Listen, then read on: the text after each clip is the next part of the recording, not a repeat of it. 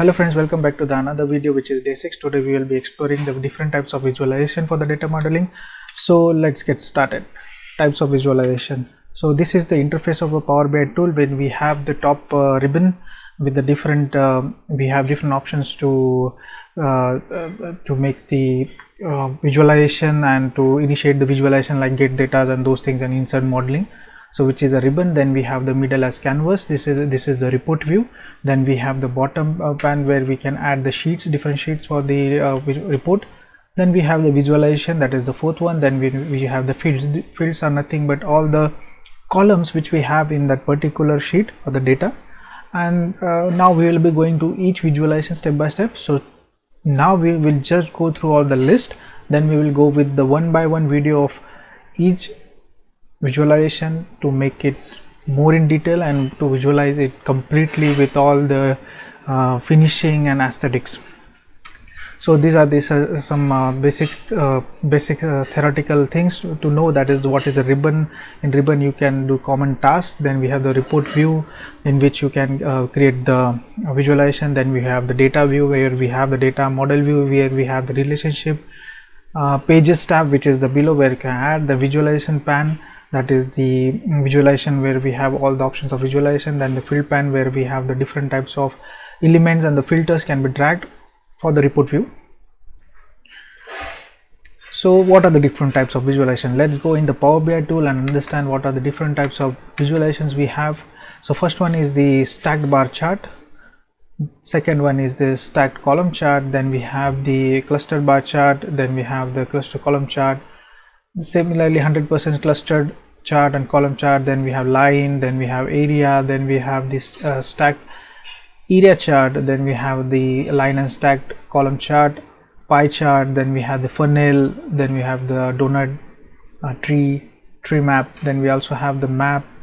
Then we also have the field maps, KPIs, card, and slices, multi-row cards, and different many more. So you can explore it by personally. So let's go one by one. Today we'll be understanding how to create a stacked bar chart using the data. So in the last video we already got the data inside the Power BI. We have transformed the data. We have also modified the data as per our requirement. So now we need to start our activity to make the data visualization. So first and foremost, the most important thing is that to get familiar with the backend data. So I will open the Excel file, which is the data which is connected with the Power BI. So let's understand what we have in the data. So this is the 4-year sales data. I would add a filter here for understanding. So as you can see here, this is the 4-year sales data, in which what we have different customers, shipping mode. Then we have the customer name, their ages, segments. So we have different segments. There are 3 segments: consumer, corporate, and home office. In that, so we have products and categories. Like categories, in that we have 3 categories: furniture, office supplies, and technologies. And in the subcategory we have different, almost about 20 arts, binders, chairs, copiers. So this is a sales data in which we have unit price, quantity, total sales, and score. And in the another sheet we have the state and with the regions. So let's go in the Power BI and let's start with the first visualization, is the stacked bar chart. So first and foremost, why we use stacked bar? Stacked bar is when we have the different, in one category we have the different segments. For example, in our case we have category. I will click on the category. Then we have the different segments. I will click on segments. Then we also have the subcategories, and then we have the quantities of those particular segment. So now as you can see, I have clicked on it. Firstly I have clicked on this. I have kept this visualization clicked, and then I have I have selected the different data fields. So now as you can see here, in this, here we have y-axis, x-axis, legends and small multiples. It have automatically arranged itself, but here I don't want like this, so I will keep sum of quantities as it is in the x-axis, and the y-axis I want subcategories. So I will just drag, or else I will remove this from here. I'll also remove the segments from here. Okay, so what I will do is I will drag here, I will drag the segments here. Now you can see the data has started to respond. So now the first thing what I did is sum of quantity, it is automatically calculated. So here in the x-axis is the sum, what are the quantities we have sold, with the categories and the segments. So here we have two options. We can either switch up and down. If I just shuffle it, so it will not reflect right now. Why? Because we haven't given the subcategories. So if I keep here the subcategories, so legends, I will now make it up and down.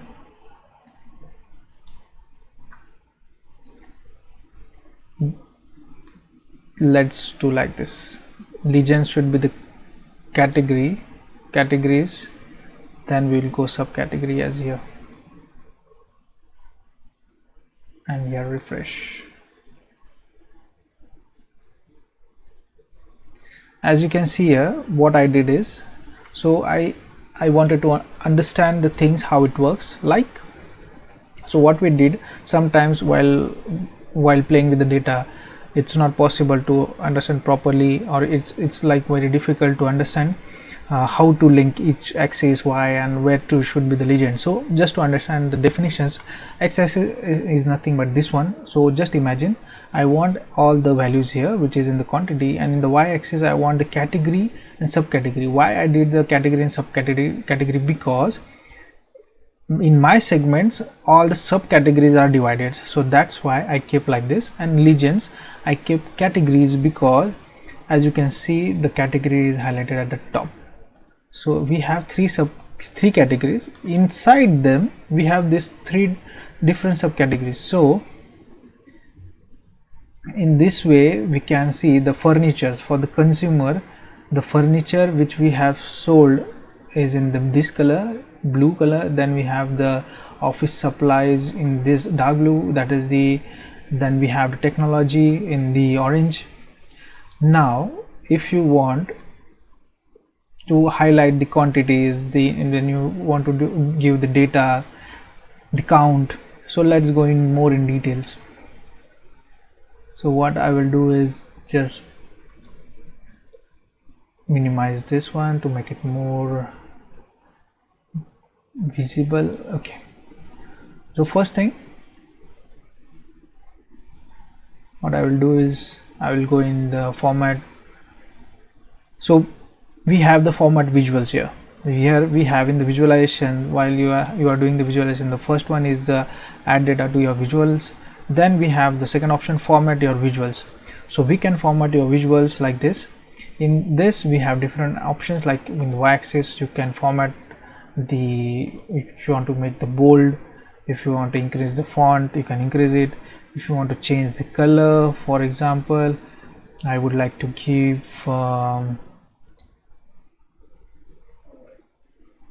somewhat like this color. We can change the color as well. So normally it's good to have standard colors like black, so I'll keep it black. Then we have x-axis to be edited, but I don't want it. I will just keep it as it is, no change. Then the values. So in the values you have different values, like which is in gray. I will just make it more in darker black to make it more easy to understand. Make it bold, increase the text size. Okay, you can see. And now here you have also options of to display the units in auto or thousands and millions, like. So I will keep it in auto because it takes space. Then we have the decimals. If you have the decimal to show, you can keep it auto mode or you can edit it. Titles, we can change the titles here. If you want a title text, here you can see the sum of quantity by segments and categories, and we give a title here that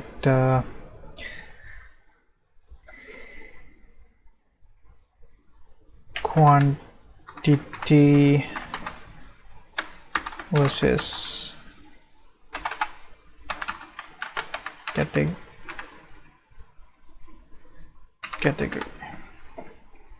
Show title, then we have bold, give it bold,